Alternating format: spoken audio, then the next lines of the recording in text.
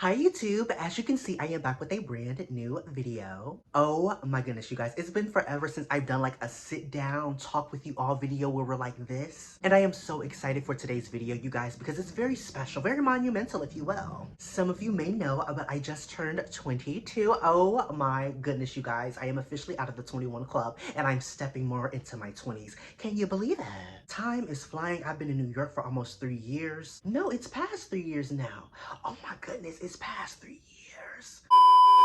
But in the midst of all of that, you guys, I have went through some trials, some tribulations. I've been in places I never thought I'd be in. I've had experiences I never in a million years thought I would have experienced. So I just felt that, of course, with the celebration of my 22nd year on this earth, I needed to share some of that knowledge, share some of that wisdom that I have obtained here. Now, of course, before we get into the video, you know I have to let you know. Baby, go ahead and click that subscribe button so that you don't miss out on any content, any music, any vlogs, any sit-down talk videos. And also click that like button. Let me know what you guys are feeling. I want to know if you like the vlogs, if you like the speaking videos, if you like the music, if you like all of them. And lastly, don't forget to hit that notification bell so that you don't miss every time I post a brand new video, girl. Now, with all of that mumbo jumbo being said, let's get into the video.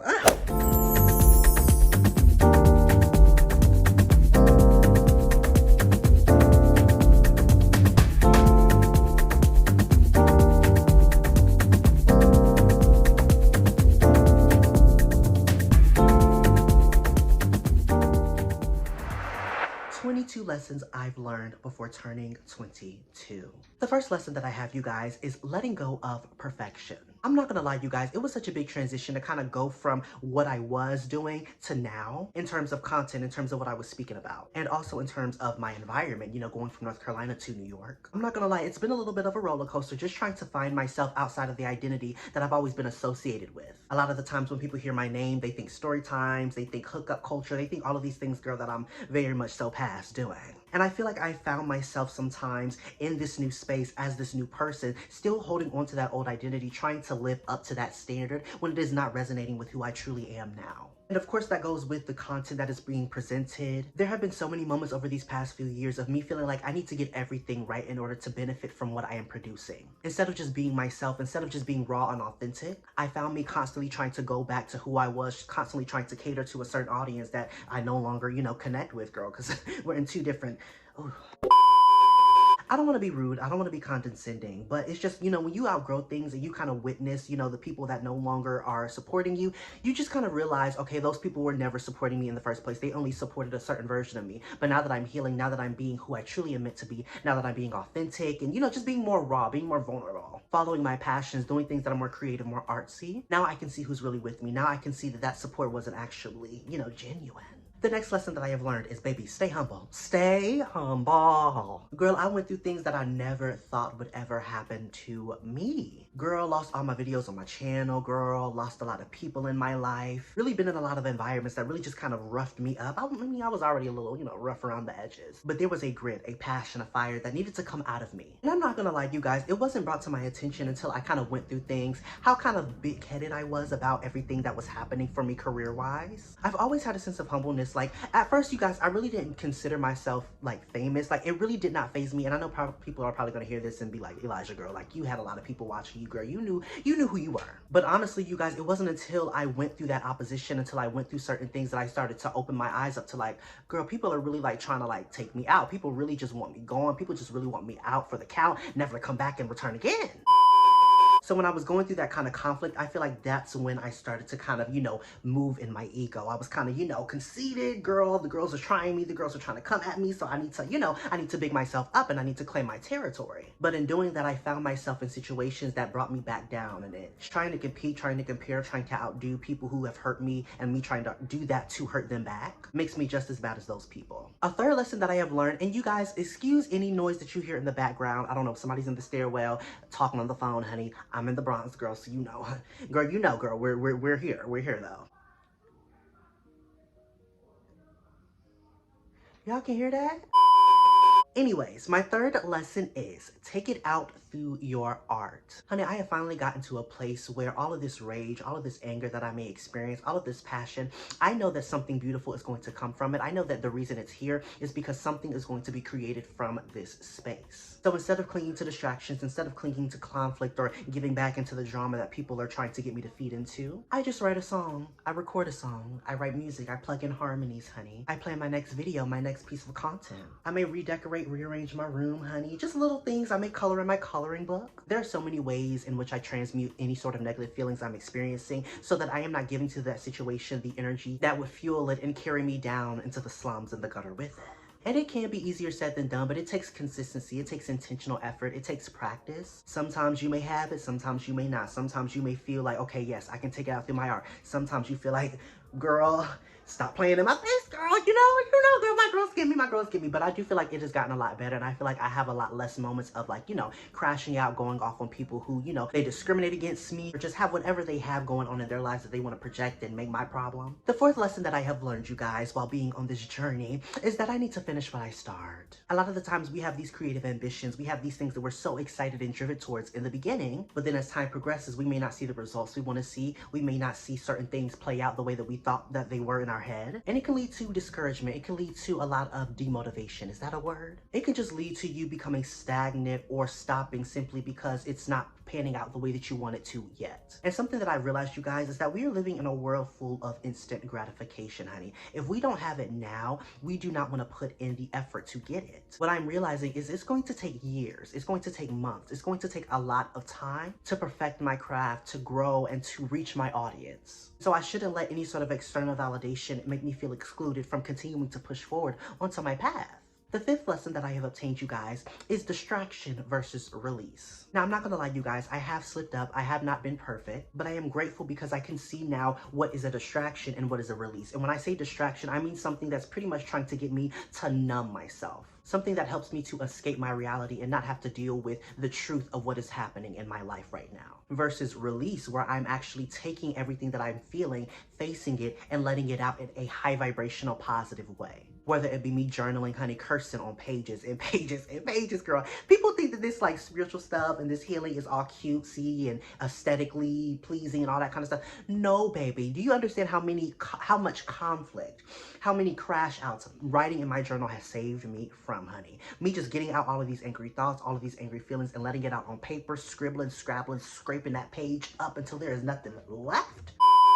Honey, it gets ugly. Shadow work gets ugly. Healing gets ugly. And we're all different, so whatever release looks like for you, that's for you. I just know for me, I like to journal. I love to color in my coloring book. Girl, what is my coloring book? I have my content, of course. I like to read. I just have different things implemented that I can pour myself into. And as time has progressed and I have gotten used to that kind of cycle, that kind of habit of going to those things instead of the things that I used to cling to, I won't get too deep into it, honey. But I'm sure you guys can probably predict some of the things that I used to indulge in to try to get me to numb myself, numb the pain or whatever hurt I was experiencing. The sixth lesson that I have learned, the sixth lesson that I have obtained, girl, sometimes you have to let God handle it.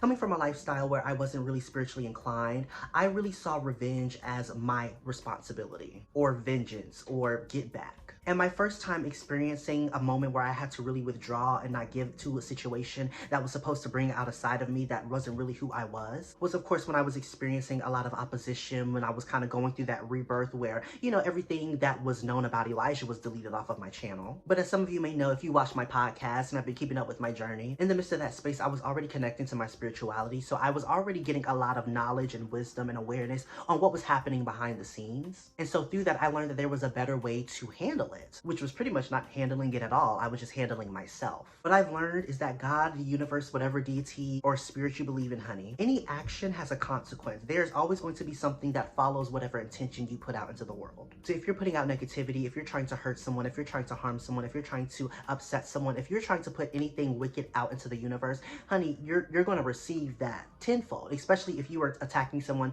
who has faith, someone who is a believer, somebody who is connected to their spirituality, honey. The universe does not play about its children. So as you become more connected to your roots and you connect with your ancestors, you start to open up and receive that energy and allowing everything that is around you to fall into alignment with your naturally elevated frequency. And honey, anything that is opposing that will be dealt with accordingly. You don't have to do a thing, baby. Just trust God and stay connected to her and him. The next lesson that I have learned on my journey is to cleanse my space and my energy. Now, a lot of people are not aware of what is happening in the spiritual realm. A lot of people are not aware of the attacks that a lot of God's children are enduring at this time. A lot of you guys watching, you have a light, you have a gift, you have an ambition, you have a talent, you have something that was placed inside of you that the world needs to hear, the world needs to see, the world needs to feel so that they can heal and tap into their own potential. And in the midst of that, there's a whole side of the world that is opposing that, a whole dark side that does not want us to, step into our purpose and our power. So oftentimes people will try to attack different areas of your life. They will try to hurt you, but they'll do it spiritually, honey. It won't be physically. It'll be,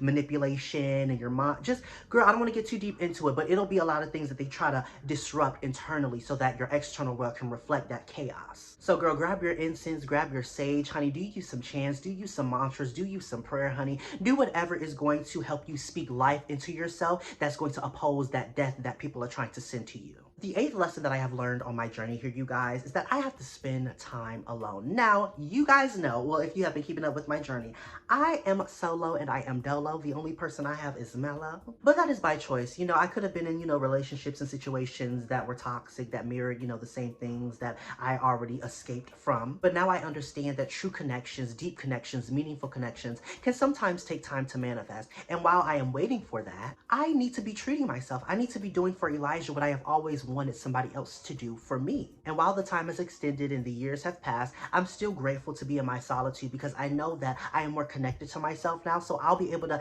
handle a relationship not in a toxic manner, but in a healed manner. So there's just so much that I feel like you can learn from spending time alone, more so about yourself and the world around you. Just kind of being observant, letting people put their foot in their mouth, letting people kind of speak for themselves. A lot of the times people will reveal themselves without you having to do too much. All you have to do is sit back, watch, observe, be quiet, and, let people's natural personalities come out and reveal themselves. Now, kind of piggybacking off of the eighth lesson, the ninth lesson is to protect your peace and whatever that looks like for you. I know for me, it revolves around a lot of the things that I am sharing with you all today, as far as, instead of distractions, I'm releasing, I'm journaling, I'm meditating, I'm praying, I'm coloring, I'm reading, I'm writing a song, doing music, doing content. I'm doing my mantras, I'm clearing my space, clearing my energy. I am not compromising my solitude just because I don't want to sit with myself, just because I feel like I need to run away from the pain or the situation that I am facing. I'm not clinging to toxic interactions because of that. So that's pretty much what I mean by protecting your peace, and also kind of just identifying situations that are trying to bring you out of character and deciding, hey, I'm not going to give my energy to that. Actually, I'm going to turn this way and I'm going to allow you to, rot in the energy that you are existing in instead of me lowering myself and being in that same vibration with you. The 10th lesson that I have learned, you guys, is that there is more than one way to win.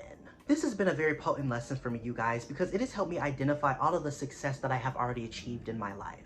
We live in such a superficial society, you guys. We don't even realize how deeply embedded it is into our conditioning on how we operate, how we think. So we have so many beautiful things right in front of us that we don't recognize as success. We don't recognize as blessings. We don't recognize as a victory because we're so focused on victory should look this way because that's all that's been fed to us since we were children. So I've learned to take my wins in private, celebrate myself, celebrate my energy, realizing that my wins don't always have to be broadcasted. I don't always have to show people what is happening in my life. The 11th lesson that I have learned, you guys, is that a lot of people do not deserve your response. Like I said in an earlier point, you guys, a lot of people just need you to feed into their energy. A lot of people get off on making other people angry, making other people miserable. You just have to really recognize and have discernment in those situations so that you can turn yourself away from that and win in a way that is not confrontational. A lot of the times, and going back to the previous point, a lot of the times people think that fighting and getting physical or getting violent, getting angry, they feel like that's a win. They feel like, oh, let me show how tough I am. Let me, stumble over this person to show that I'm powerful, to show that I can win, to show that I can take them out,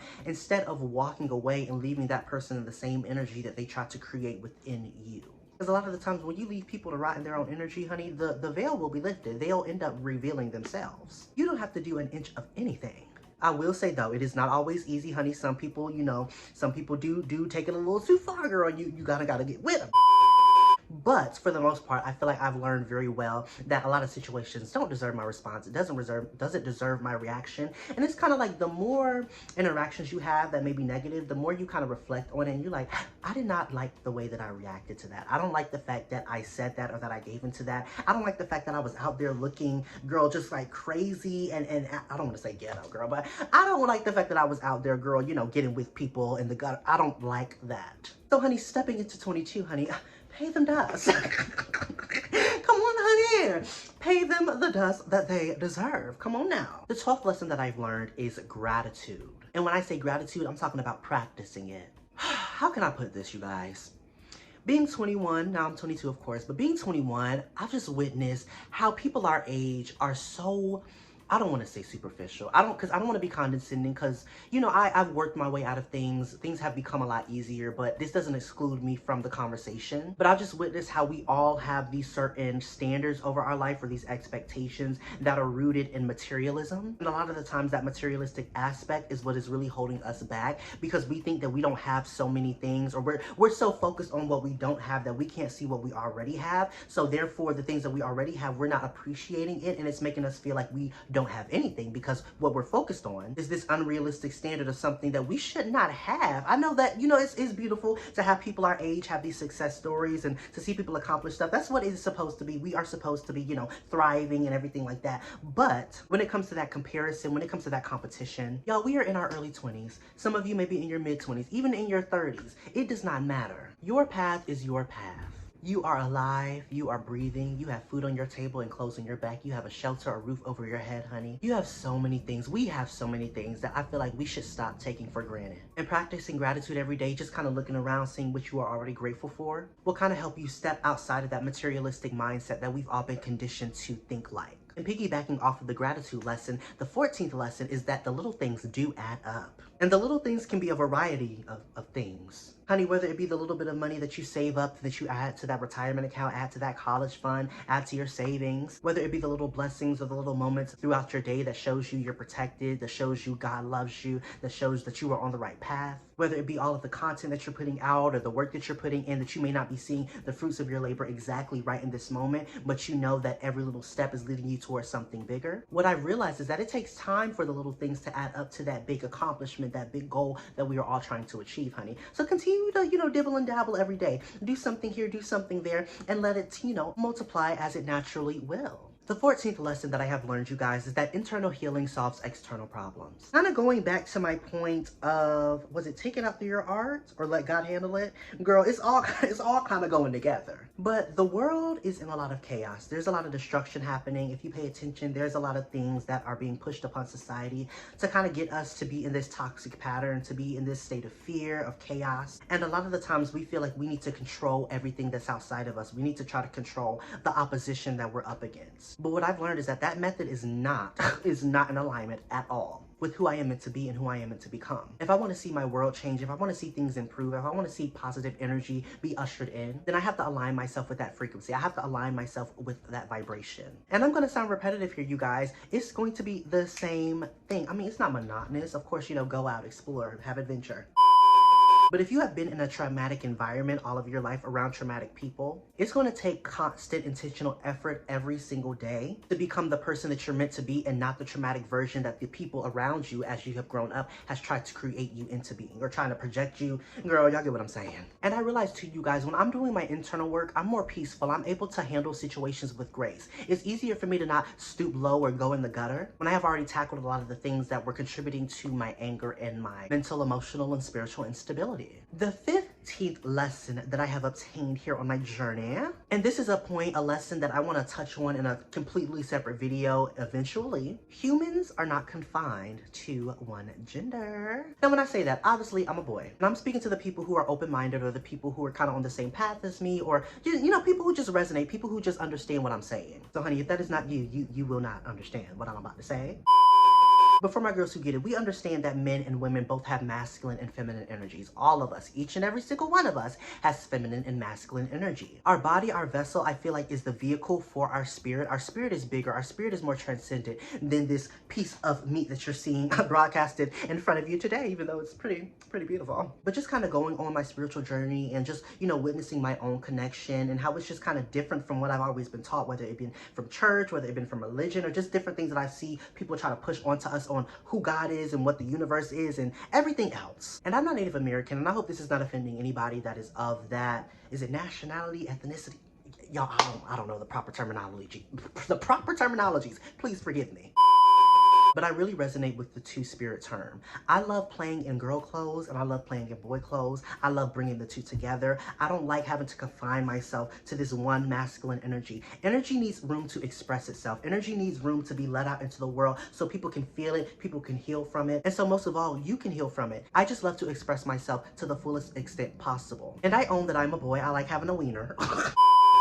That was a little graphic, girl, but yes, honey, I like having all my little parts, girl. I don't want to transition. No shades to the girls that do. Love y'all. Love my dolls. But I'm comfortable in my skin. I'm not confused about who I want to be. I'm not confused about the fact that I'm a boy. I'm just a boy that does not confine themselves to gender roles. I am not a boy that's not going to wear girl clothes just because my vessel is a boy and I'm told that because I have this vessel that I cannot express what is already in my spirit. The spirit that was here before the vessel was here. Get into it, but I'm gonna move up off of that, girl. Like I said, girl, that's a completely different video, and we're gonna dive deep into it when the day comes. The 16th lesson that I have obtained here on my journey, you guys, is that your mistakes do not equal your failure. Ooh, girl, I know we all have those moments of self-sabotage. We all have those moments of slipping up, of looking back and being like, oh my goodness, why did I land myself in that situation? Why did I react that way? And sometimes it causes us to kind of self-loathe or sulk in that, or, you know, really punish ourselves because of our bad choice or our bad mistake. Not realizing that that mistake is your lesson, honey. That mistake is your visual representation, your visual example of what not to do again so that you can be a better person in the future. So that you can be the person that you know you can become when you encounter that same scenario again, that same kind of person, that same kind of environment. We need to make mistakes. We need to slip up. It's the only way that we learn. Now, baby, if you make a mistake, okay, and you see it clearly and you know, evaluate it, you reflect on it, because a lot of people are not reflecting on their mistakes. They're just constantly doing it, not even realizing that it is a mistake, which is something I had to get out of myself. But now that I am intentional and I look at my mistakes and I can see them clearly, I'm not dumb enough to repeat it because I know the consequences are detrimental. I know the effects are detrimental. So all in all, baby, don't allow that mistake, don't allow that bad choice to make you feel like you're a bad person or to make you feel like you cannot come out of it or do something better, make a better decision in the future. You will have to be accountable and you will have to endure your consequences, whether they be spiritually or whether they be physically. But you can always come back from anything. Trust me. I know. Lesson 17, I feel like, does kind of piggyback off of one of the previous lessons that I have shared with you all. Use your pain and whatever situations you are going through for motivation. A lot of us have grown up in not so ideal environments. We may have grown up around poverty. We may have grown up around a lot of trauma, a lot of yelling, a lot of abuse. Something that I had to get out of is that victim mindset of like, okay, I'm always going to be in a traumatic situation. I'm always going to be in abusive situations, or just, how can I put it? Because when you're the victim, everything is always happening to you. You have no control. But now that I'm an adult, I realize that I do have control. I can take my power back from all of the situations that have tried to strip me of it. And I can use those examples as what I do not want to happen in my life to motivate me towards, okay, this is what I want in my life. Does that make sense? Are my girls keeping up? Do y'all feel me? I know that's a lot of us. We don't have good examples as we're growing up. So, you know, we have to go out into the world and we have to be our own good examples. And the only example we do have is what we don't want to happen, what we don't want our lives to look like. So, girl, that's enough to kind of keep you pushing and running towards something more beautiful that you've never experienced, that you do deserve, though. The 18th lesson that I have obtained, you guys, is so important. Discipline strengthens your resistance towards opposition, towards demons, whatever you would like to call it, honey, whatever is in your playbook. When you have a disciplined routine, when you have things that are kind of put into place to keep you vibrating on a more high vibrational level, you're not clinging to low vibrational distractions anymore. That's really the biggest, or one of the biggest keys to not being so susceptible to the attacks that people are going to try to send to you on your journey. When you're eating better, you're staying in shape, you're working on the things you're supposed to work on, you're creating from a loving, passionate place. You're doing something, though, that resonates with you on a soul level, because a lot of us are doing things that are serving something that, girl, how can I put it?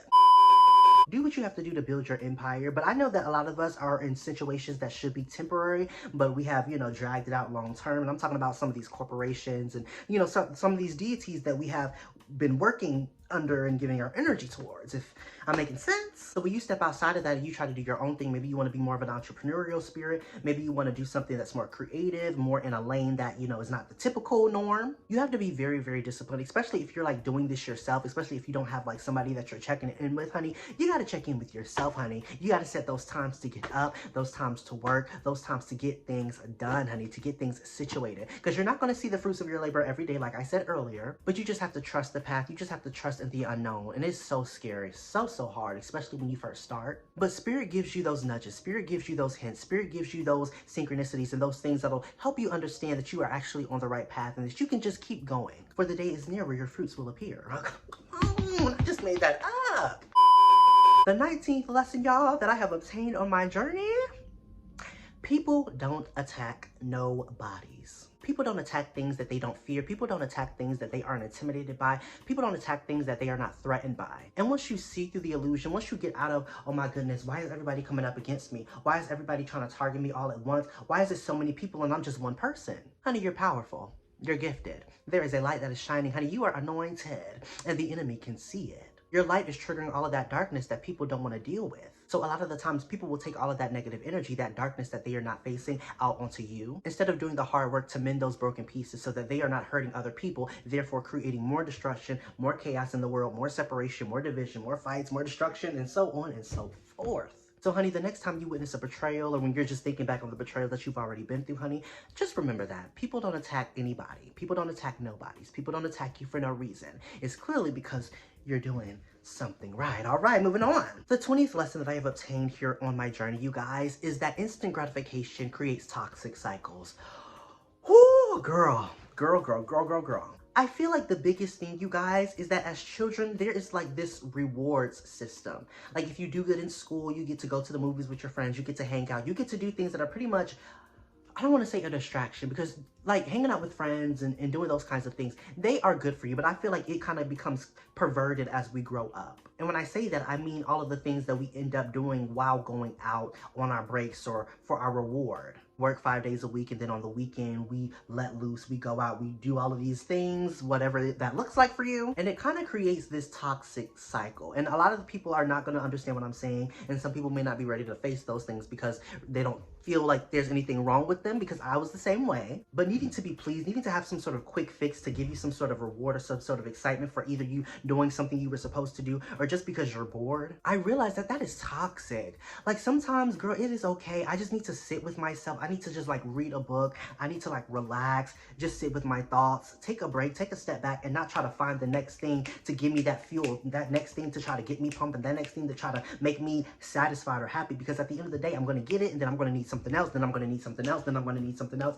and I'm never going to be fully satisfied, honey. The cycle repeats. It never ends. So I'm glad I realized that, girl, because it has saved me from giving into a lot of distractions, giving into a lot of coping mechanisms, a lot of escape mechanisms. The 21st lesson that I have learned, you guys, is that you have to find a bigger why on why you are continuing to push. That's going to look different for all of us, but for example, I've become a lot more selfless instead of selfish. I used to be, I mean, I still have my moments, of course, but I used to be very, very selfish. It used to be all about Elijah. The world revolves around me. It has to be about me 24/7. But I realized the stagnation that came from thinking that way or being that way. And I also realized how attached to outcomes and results I was, whether it be in my content, whether it be in my everyday life, whatever that manifests itself as. I realized that this surface level stuff is not the real reason that I am doing this. There's something deeper. There's something spiritual. And so one of the big things that I was opened up to is like, okay, I'm doing this for my brother. One day he's going to grow up and he's going to see the world as it is, and he's going to need somebody to help him navigate that. And so in those moments where I feel like I don't want to keep pushing, in those moments where I feel like I want to give up,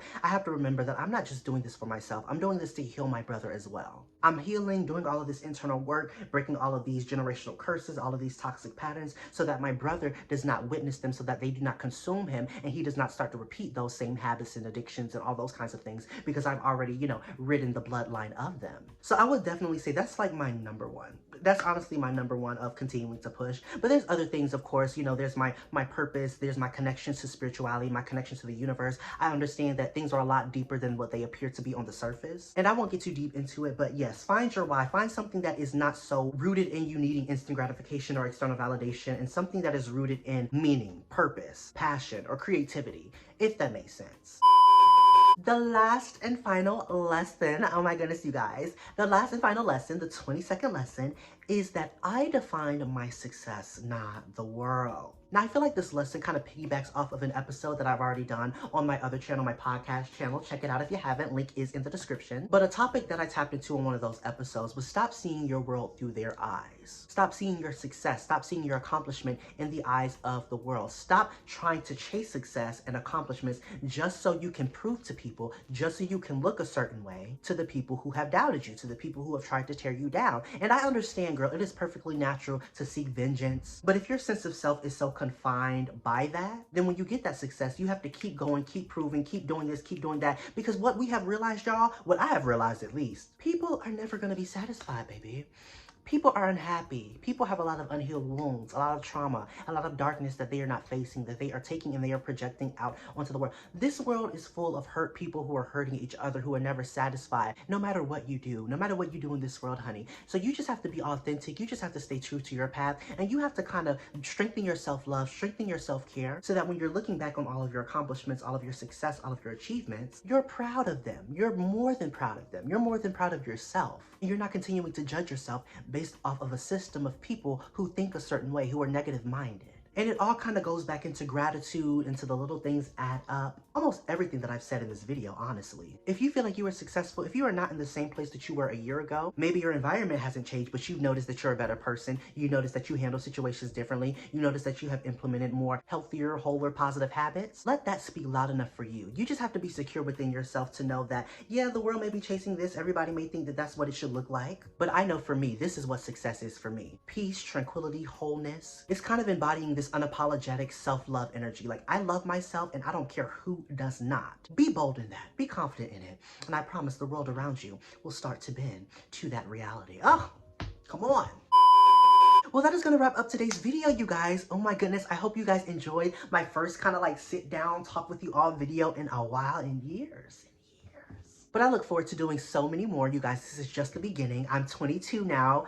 I'm so excited to see what this chapter is going to offer me. So stay tuned. Let me know down in the comments if you guys like this video. What are your perspective on the topics and the things that we discussed today, the lessons that I shared with you all? I would love to hear your stories. I would love to hear your questions if you have any. And I would also love to hear any sort of video suggestions that you guys would like for me to do in the future. But nonetheless, thank you guys so much for tuning into this video. I'm sending you so much love, positive energy, and light your way. And I will see you in the next video. Bye! Mwah.